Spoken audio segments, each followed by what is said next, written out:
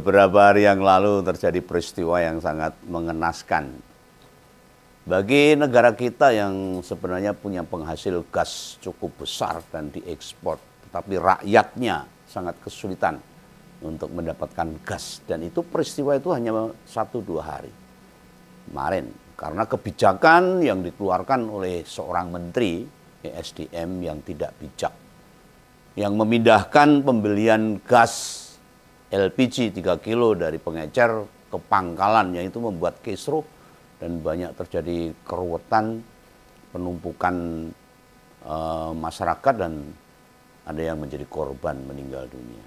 Nah, ini Menko Pangan dari kementerian yang lain selain ESDM itu Pak Zulkifli Hasan, ini ketua umum PAN itu, kemarin mencoba juga turun ke lapangan.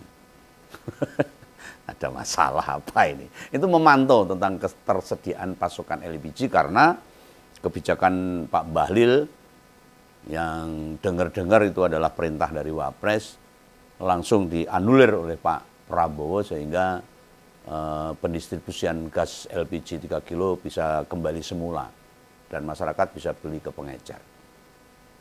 Nah, ini Pak Zulkifli Hasan ikut memantau, utamanya yang 3 kilo itu pasukannya. Bukan hanya itu, dia kemudian mengangkat tabung gas hijau yang 3 kilo dan meminta emak-emak berteriak. Teriakannya itu seperti apa coba?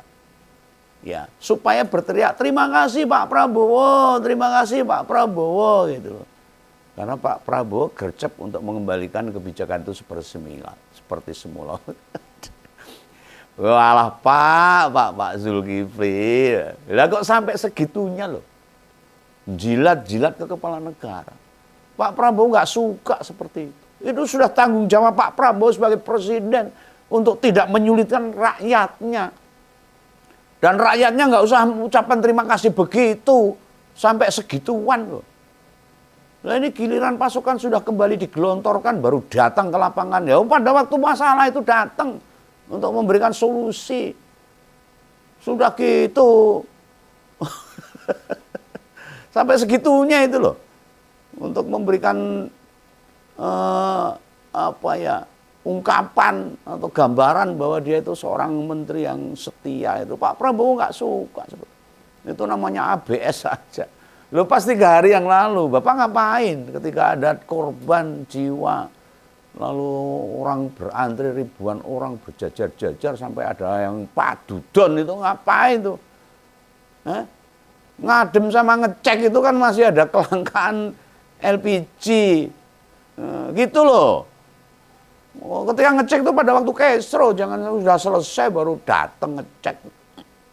Waktu antrian mengeluar itu panjang, terjadi berbagai wilayah. Bapak ngapain saja ini? Lah, menteri politisi, ya nek bekerja ya begitu itu, apal nek. Semua dipolitisasi, dibuat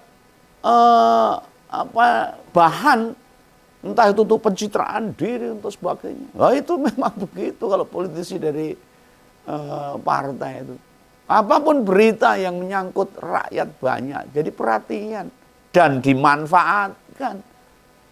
Ini akhirnya kan rakyat yang jadi korbannya. Ini juga persis yang dipraktekkan sama wakil presiden. Kan tiba-tiba turun ke warga, ke rakyat, lalu ngecek stok LPG udah masih belum apa habis. Lah udah selesai kok dicek. Sudah normal. Dan memang kita sebagai masyarakat, rakyat Indonesia berterima kasih pada Pak Prabowo yang gerak cepat. Meskipun ada pemikiran-pemikiran yang lain. Ada apa ini Pak Prabowo tiba-tiba begini? Ada yang mengatakan jadi pahlawan atau enggak, tetapi kenyataannya bahwa stok gas LPG dikembalikan, kebijakan dikembalikan semula itu sudah bagus. Kebijakan seorang presiden yang bagus. Artinya menteri-menterinya nggak becus kerja, termasuk wakil presidennya. Kenapa? Kebijakannya justru merugikan dan membuat resah masyarakat. Lo mau bagaimanapun loh, baik Pak Zulhas sama Gibran, termasuk Pak Bahlil, turunnya ya ke wilayah yang stok LPG-nya normal dan sudah stabil, sudah aman. Ya ngapain? Loh Pak Menteri Koordinator Bidang Pangan loh, ngecek di pasar Klender Jakarta Timur. Nah sedangkan Gibran tuh ke Menteng Wadas Timur, ke Pasar Manggis, ke Setiabudi sana.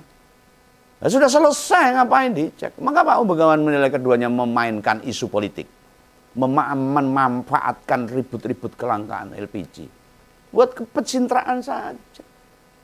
Ya biar mereka masuk di pusaran berita yang lagi dicari rakyat, biar nama keduanya itu nyisip di sana, mempunyai nilai plus. Tapi itu gagal, memanfaatkan keributan rakyat, memanfaatkan kesengsaraan rakyat. Dia mengambil momen ketika sudah lancar, sudah wajar, sudah normal. Gagal Anda menggunakan kesempatan untuk pencitraan diri. Dan mereka berharap kok dinilai sebagai pejabat yang peduli. Mana bisa masyarakat sekarang digituin, udah cerdas gitu. Sudah tahu duduk permasalahannya. Gitu. Supaya dianggap pejabat yang punya perhatian, memikirkan rakyat begitu. Loh Anda yang membuat kisruh, membuat penderitaan rakyat kok. Dan yang membenahi langsung presiden, Anda akan nimbrung-nimbrung. Nah, politisi model beginian ya, memang sukanya nunggangin, memanfaatkan momentum buat keuntungan pribadi politiknya. Lah soalnya gini, kalau mau fair loh, jujur-jujuran loh, baik Gibran maupun Zulhas itu sejak awal dilantik. Kan nggak nyenggol tuh urusan pergasan 3 kiloan itu. Atau per LPG-an. Bicara tentang kebijakan ini, kapan ayo? Nggak pernah. Mereka bicara hanya mengungkapkan akan ada kebijakan baru. Oh ya Abu Nawas saja kalau ngomong akan. Rasido. Juga ngomong tentang penataan ulang subsidi energi. Nggak pernah kan dia memberikan penjelasan yang detail kepada masyarakat. Yang akhirnya menjadi liar. Nah, Gibran bola balik hanya jedul di sekolahan, bagi susu sama ngawasin makan bergizi gratis yang sebenarnya udah perlu diawasi, udah jalan itu. Meskipun banyak masalah. Loh waktu makan bergizi dibagikan itu bagaimana pelaksanaannya? Atau datang ke lokasi bencana yang lebih abot sithik buat nyalurkan bantuan misalnya. Lawang sempat loh ngirim tote bag alias tas jinjing buat bansos saja. Wapres dikritik habis-habisan. Kita belum lupa untuk waktu itu. Tas bansos warna biru ada tulisannya Wapres Istana Wakil Presiden. Kita belum lupa itu disertai nama Gibran tuh. Oh itu enggak etis, enggak betul itu. Disebut sebagai kampanye sejak dini. 2029 masih lama. Kerjaannya belum betul, sudah mau kampanye awal. Nah itu kan sudah enggak muncul lagi. Mengapa? Publik pada nyorot. Dan publik sekarang sudah melek politik. Sebagian besar sudah tahu. Apa yang mau dilakukan oleh politisi, apa yang mau dilakukan mereka untuk kepentingan-kepentingan pribadi. Nah ini masyarakat jadi sudah tahu. Ada kepentingan-kepentingan di dalamnya ketika para politisi itu turun ke tengah-tengah masyarakat. Enggak ada yang ikhlas. Nah, hadirnya Gibran di sebuah pangkalan gas yang saya tahu, yang saya baca dalam medsos. Nimbrung atau sok memastikan pasukan. Loh, dalam analisa ngompol itu hanya memanfaatkan situasi saja. Loh, dulunya selama 10 tahun nggak ada masalah kok. Semua fine-fine saja, lancar-lancar saja. Nggak ada kekisruan. Paling karena langka itu, karena pasokannya terlambat atau karena gas melon itu dipakai untuk pertanian dan sebagainya sehingga perputarannya agak terganggu. Itu biasa. Tetapi kemarin karena kebijakan yang nggak bijak dari Menteri SDM menjadi kisruh seluruh Indonesia ini. Dan ketika sudah bagus, sudah lancar, lulu pada turun. Aduh. Nah ini Presiden memerintahkan Wapres untuk memastikan kondisi lapangan atau hanya karpe dewe ini. Ada benar ada perintah khusus. Ya tentu memantaunya itu tidak di satu tempat harusnya. Jika ada penugasan loh ini. Masa memastikan ketersediaan gas melon ngeceknya di Jakarta. Di dekat pusat kekuasaan. Naik sepeda aja nyampe. Lah kan idealnya dengan penugasan itu ngeceknya itu jauh dari pusat distribusi. Misalnya ke Bali atau Bangka Belitung atau Kalimantan sana Pontianak yang kondisinya juga pada antrian itu. Loh tentang ketersediaan LPG 3 kilo. maupun kebijakan yang menyangkut penataan energi. Bukan bagian Menko Zulhas loh ini. Urusan distribusi LPG ini atau bagian Kementerian ESDM. Itu koordinasinya sama Menko bidang perekonomian loh. Harusnya di bawah kendali Pak Airlangga Hartarto itu. Harusnya ini. Nah, mungkin Pak Airlangga Hartarto malu. Sebagai kader Golkar, ketua umumnya orang pecus nyambut gawe, ya malu bisa itu. Nah ini Menteri SDM-nya ketua umum Golkar, Menko-nya kader Golkar kan jadi malu. Lah ini loh, syahwat politika ini yang membuat ketua umum PAN itu tidak melihat, nggak mau tahu. Kudu mengambil benefit dari isu-isu yang ada di masyarakat. Pasti di kepalanya terbersit. Alah lah, paling rakyat yang ngerti nih aku ngene, mungkin tidak tahu urusan LPG. Lah itu di bawah koordinasi Menko Perekonomian itu. Bukan panjenengan yang harus turun kok nimbrung-nimbrung. Nah ini masyarakat agar paham.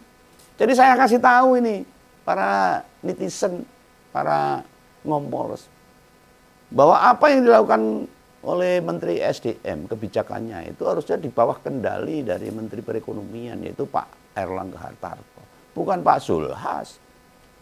Loh, yang namanya pemerintahan, kabinet, pembantu presiden, ada kewenangan maupun tanggung jawab masing-masing loh. Janganlah kemudian memanfaatkan kondisi saling salib, saling tackle buat kepentingannya sendiri. Lah Pak Zulhas ini loh, terus dapat bocoran sebagai salah satu menteri yang mau diresapel sama Presiden Prabowo. Ya mungkin terus membuat sebuah upaya untuk menaikkan bendera positifnya. Lalu Presiden waktu harlah kedua 102 di NU itu, 102 NU itu mengungkapkan loh, menteri-menteri yang dablek, yang bandel, yang males bakal dicopot, bakal diresapel. Lalu bisa jadi terus Pak Zulhas gagi-gagi, tahu gagi-gagi, cepet-cepet itu nyari sesuatu yang bisa menyelamatkan dirinya sendiri. Tapi kan Pak Prabowo bukan orang bodoh. Pak Prabowo sudah tahu karakter-karakter menteri yang 100 hari membantu dirinya. Yang ora iso ngopo-ngopo kan ya pasti tahu. Dia seorang militer, jenderal bintang 4. Nah, kepala negara mestinya menegur keduanya. Melarang para menteri dan wapres ikut-ikutan nunggangi, memanfaatkan situasi kekalutan rakyat ini loh. Loh untung wapres gak berkunjung ke Pamulang Tangerang Selatan, jenguk keluarga nenek Yoni yang wafat negara kelelahan usai antri gas. Wah, keterlaluan ini bila itu dijalankan. Dia kayaknya nggak kepikiran untuk ngasih bantuan pada keluarga nenek penjual nasi uduk itu. Korban meninggal akibat kelangkaan gas 3 kilo. Rupanya tidak hanya nenek Yoni yang masih ada lagi banyak. Putri Lestari yang pasti keliling-keliling nyari gas juga meninggal dunia karena kecelakaan. Belum dapat gasnya udah kecelakaan dulu dan meninggal. Ini loh yang mesti diperhatikan pemerintah. Termasuk Wapres sama Zulhas, Pak Zulhas. Tidak Anda nyari keuntungan politik saja. Anda itu ditugaskan membantu presiden untuk kesejahteraan rakyat, untuk memikirkan rakyat. Agar rakyat tidak seperti ini. Kebijakan pemerintah yang tidak tepat bisa membuat rakyat kehilangan nyawa loh. Membuat keputusan itu intinya nggak boleh nambahin kesulitan masyarakat. Malah nyekso, nambahi beban. Lah nek gak bisa nyari atau bikin keputusan yang meringankan rakyat, mundur saja. Jangan menunggu di reshuffle. Oh, itu lebih perwiro itu. Kayak di Jepang itu loh. Kalau gagal harakiri. Nah, keduanya kan pilih pura-pura nanya itu. Sok ngrungokke apa masukan warga.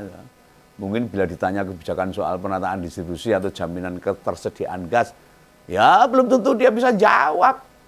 Loh, untung nggak ketemu orang berkarakter pemberani seperti Pak Effendi misalnya, yang berani bicara keras waktu itu, sambil bawa gas melon marah-marah sama Pak Bahlil itu, memprotes kebijakan pemerintah.